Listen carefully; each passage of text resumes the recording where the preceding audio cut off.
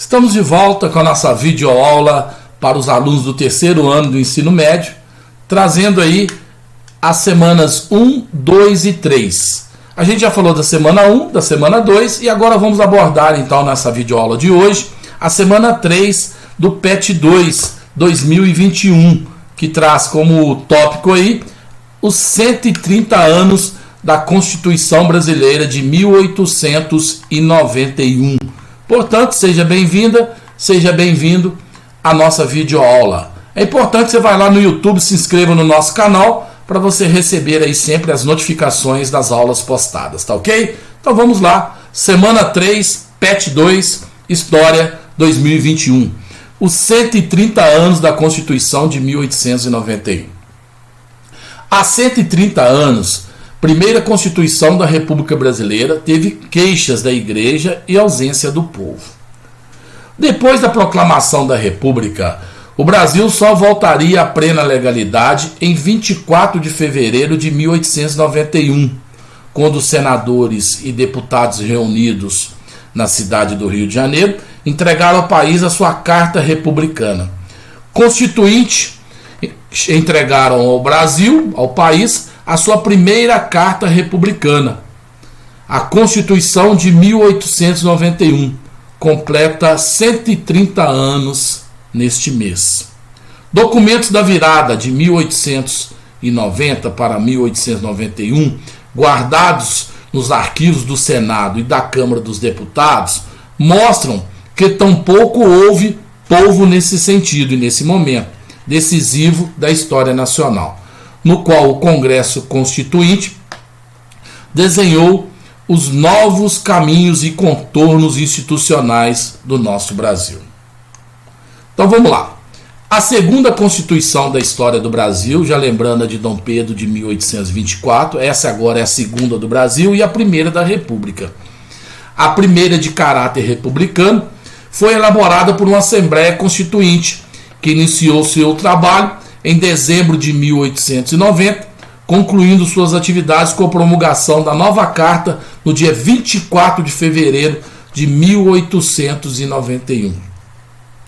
A Carta Constitucional de 1891 sofreu uma forte influência dos Estados Unidos da América e confirmou ações do governo provisório, como a proclamação da República, o federalismo, o casamento civil, a separação entre igreja e Estado, e o que transformou o Brasil em um país oficialmente laico.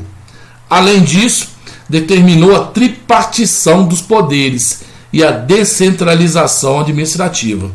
Essa última ação possibilitou que os novos estados obtivessem uma autonomia para legislar conforme os seus interesses. O federalismo da Constituição de 1891 deu ao Estado aí, aos estados, mais autonomia. Em relação ao direito de voto, a nova Constituição apresentou uma considerável evolução comparada com a de 1824, à medida que estabelecia o voto universal no lugar do voto censitário. É importante ressaltar que, apesar dos avanços, ainda existem limitações significativas à participação política. Isso porque o direito ao voto estava restrito aos brasileiros maiores de 21 anos, excluindo aí grupos como mendigos, analfabetos, soldados de baixa patente e religiosos. Esses últimos não tinham direito a voto, pois estavam sujeitos a uma hierarquia. E também excluía aí o voto das mulheres. A restrição aos votos dos analfabetos acarretava na exclusão de uma parcela importante da população. Vale lembrar também que nesse contexto apresentava um desenvolvimento educacional atrasado, além de nítidas limitações democráticas. O voto era aberto. O que era isso, então? Vale lembrar que o voto hoje é secreto e que nessa Constituição de 1891, que trouxe já alguns avanços em consideração ao voto em 1824, já que em 1824 o voto era censitário. O que é voto censitário? Só votava quem tivesse renda mínima. Você tinha uma certa renda para votar e uma renda maior ainda para você se candidatar a um cargo público. A Constituição de 1891, a primeira da República, ela já traz um avanço com relação ao voto. Já inclui uma parcela maior, porém, só maiores de 21 do sexo masculino, e aí exclui as mulheres de votação, assim como mendigos, analfabetos, soldados e religiosos. O voto no Brasil de hoje. Então vamos fazer uma comparação então. Em 1824 só votava quem tinha renda mínima, era a primeira Constituição do Império. O voto era assim, só podia votar homens, né, e que ganhassem uma certa renda, a chamada renda mínima. Isso que é voto censitário. Em 1891 acaba-se o voto censitário, porém o voto fica só para maiores de 21 anos masculino, excluindo aí mulheres, analfabetos e também mendigos, e excluía também militares de baixa patente e religiosos. E o voto no Brasil de hoje? O voto no Brasil de hoje ele é regido pela Constituição de 1988. No Brasil, os nacionais e os brasileiros naturalizados podem votar e participar das eleições. São obrigatórios, então vamos lá. É obrigatório o voto entre 18 anos até 70 anos. Então, maiores de 18 e menores de 70 têm que votar nas eleições ou justificar a sua ausência. É facultativo o voto para os analfabetos e para as pessoas entre 16 e 18. Entre 16 e 18 anos, você pode tirar seu título de eleitor com 16 anos e votar. Porém, você não é obrigado a votar. O voto é facultativo para você que tem entre 16 e 18 anos. O que mesmo acontece, tornando-se facultativo novamente, para os maiores de 70 anos. As eleições são divididas em 2 turnos.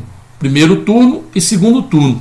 Para haver segundo turno, se o primeiro colocado não alcançar a maioria dos votos válidos, não computados votos brancos e nulos. Nas eleições municipais, não haverá segundo turno se a cidade tiver menos de 200 mil eleitores. Então, cidade com menos de 200 mil eleitores, a votação é feita em turno único. Aquele que tiver o maior número de votos é eleito, tá ok? No Brasil, ocorre o primeiro turno e o segundo turno, se necessário, se não atingir aí a maioria absoluta dos votos válidos. Votos válidos significa os votos computados. Não computa aí voto branco nem voto nulo, tá ok?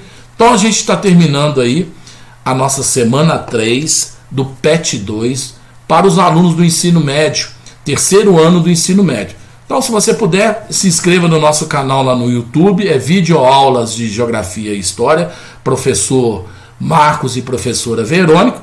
Dê um like lá, se inscreva no nosso canal que você vai recebendo aí sempre que a gente tiver uma aula nova que a gente está postando para vocês, tá bom? Até o nosso próximo encontro. Muito obrigado pela atenção de vocês e a gente retorna depois aí com as nossas aulas relativas às semanas 3, 4 e 5. Muito obrigado a todos, fiquem com Deus e até a nossa próxima aula.